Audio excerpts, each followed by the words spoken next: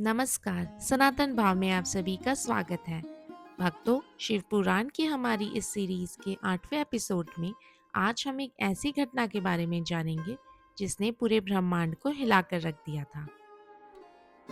क्या आपने कभी सोचा है, जब सृष्टि के रचयिता ब्रह्मा और रक्षक विष्णु के बीच अहंकार का युद्ध छिड़ गया, तब उसे किसने शांत किया?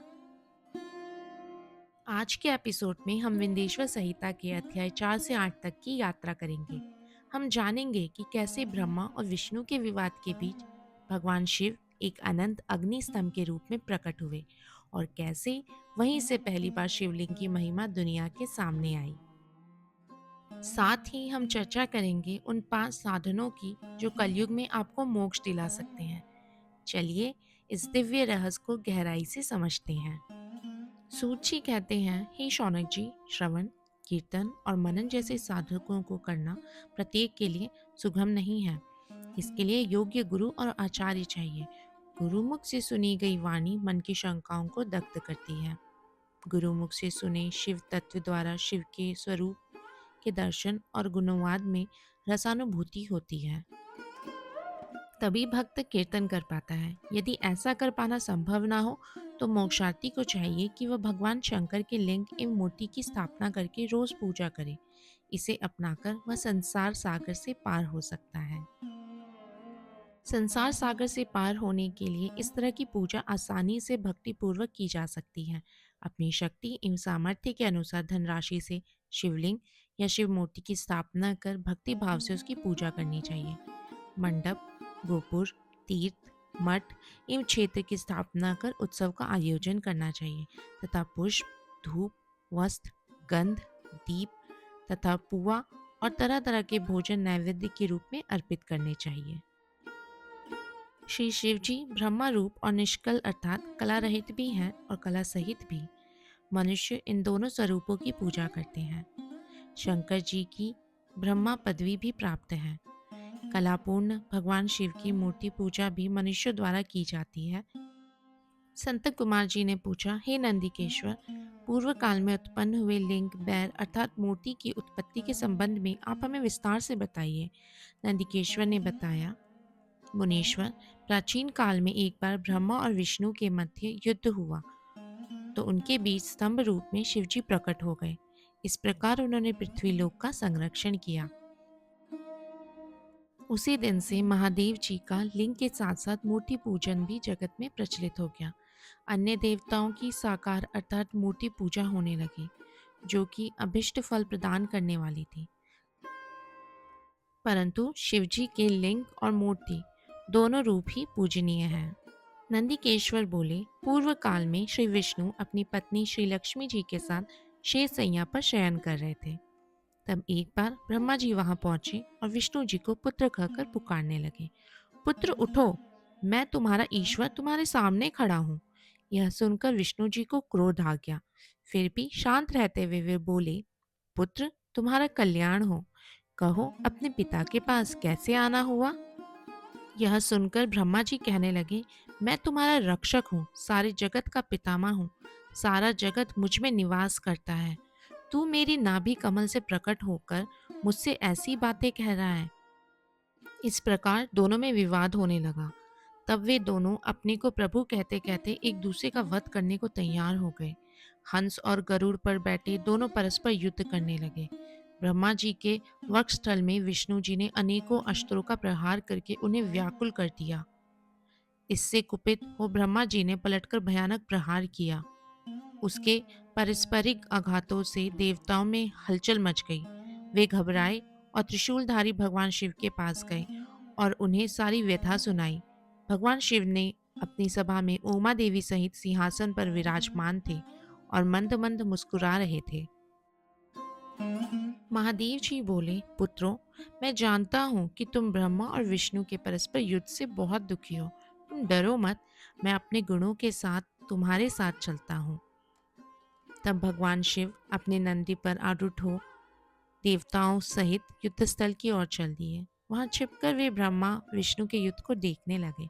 उन्हें जब यह ज्ञात हुआ कि वे दोनों एक दूसरे को मारने की इच्छा से माहेश्वर और पाशुपात अस्त्रों का प्रयोग करने जा रहे हैं, तो वे युद्ध को शांत करने के लिए महाअग्नि के तुल्य एक स्तंभ रूप में ब्रह्मा और विष्णु के मध्य खड़े हो गए।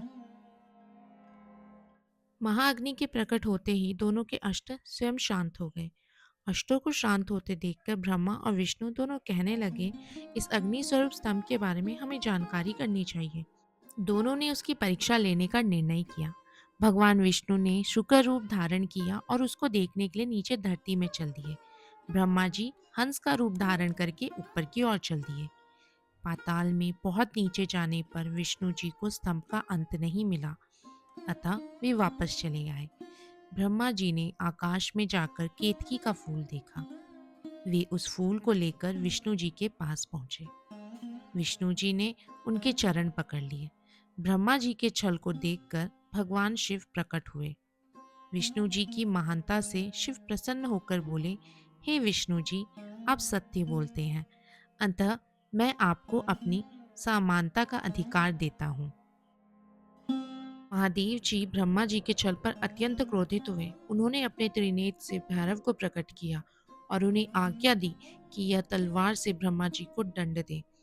आज्ञा पाते ही भैरव ने ब्रह्मा जी के बाल पकड़ लिए और उनका पांचवां सिर काट दिया। ब्रह्मा जी डर से कांपने लगे। उन्होंने भैरव के चरण पकड़ लिए तथा क्षमा मांगने लगे। यह देखकर श्री विष्णु ने भगवान शिव से प्रार्थना की कि आपकी कृपा से ही ब्रह्मा जी को पांचवा सर मिला था, अतः आप इन्हें क्षमा कर दे। तब शिव जी की आज्ञा पाकर ब्रह्मा को भैरव ने छोड़ दिया। शिव जी ने कहा, तुमने प्रतिष्ठा और ईश्वर तत्व को दिखाने के लिए छल किया है, इसलिए मैं तुम्हें श्राप देता हूँ कि तुम सत्कार, स्थान व उत्सव से विहीन रहोगे। ब्रह्मा जी को अपनी गलती का पछतावा हो चुका था। उन्होंने भगवान शिव के चरण पकड़ के क्षमा मांगी और निवेदन किया कि वे उनका पांचवा सर पुनः प्रदान करें। महादेव जी ने कहा, जगत की स्थिति को बिगड़ने से बचाने के लिए पापी को दंड देना आवश्यक है, ताकि लोक मर्यादा बनी रहे। मैं तुम्हें वरदान देता हूँ कि तुम गुणों के आचार्य कहलाओगे और तुम्हारे बिना यज्ञ पूर्ण नहीं होंगे। फिर उन्होंने केतकी के पुष्प से कहा, अरे दुष्ट केतकी पुष्प, अब तुम मेरी पूजा के अयोग्य रहोगे। तब केतकी पुष्प बहुत दुखी हुआ और उनके चरणों में गिरकर माफी मांगने लगा। तब महादेव जी ने कहा, मेरा वचन तो झूठा नहीं हो सकता, इसलिए तू मेरे भक्तों के योग्य होगा। इस प्रकार तेरा जन्म सफल हो जाएगा। आइए जानते हैं मोक्ष के वो 5 साधन जो आज के जीवन में हमारे लिए महत्वपूर्ण है। श्रवण, शिव की महिमा को सुनना। कीर्तन, उनके नामों का उच्चारण। मनन, एकांत में बैठकर भगवान के स्वरूप का चिंतन। पूजा, शिवलिंग का अभिषेक और पूजन। ज्ञान, यह अनुभव करना कि शिव ही सत्य है। भक्तों, आज हम मानसिक शांति के लिए मेडिटेशन और थेरेपी खोजते हैं, लेकिन ये 5 साधन जो हजारों साल पहले बताए गए हैं, स्पिरिचुअल हीलिंग के तरीके हैं। जब आप शिव पुराण की कथा सुनते हैं तो आपका तनाव कम होता है। जब आप उस पर विचार करते हैं तो आपको जीवन के सही मायने समझ आते हैं। महादेव का यह प्राकट्य हमें सिखाता है कि अहंकार चाहे कितना भी बड़ा हो, ईश्वर की अनंत शक्ति के आगे वह शून्य है। मेरा आपसे निवेदन है कि कलयुग की बाधाओं से बचने के लिए प्रतिदिन शिव पुराण का श्रवण जरूर करें। अगर आपको ब्रह्मा विष्णु युद्ध और महादेव के प्राकट्य की यह कथा पसंद आई हो तो वीडियो को लाइक करें और इसे शेयर करके पुण्य के भागी बने।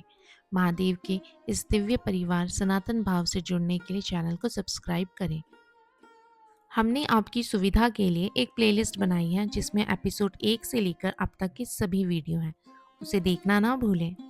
कमेंट में अपनी श्रद्धा अर्पित करें। हर हर महादेव। मिलते हैं अगले अध्याय में। जय शिव शंभू, जय सनातन।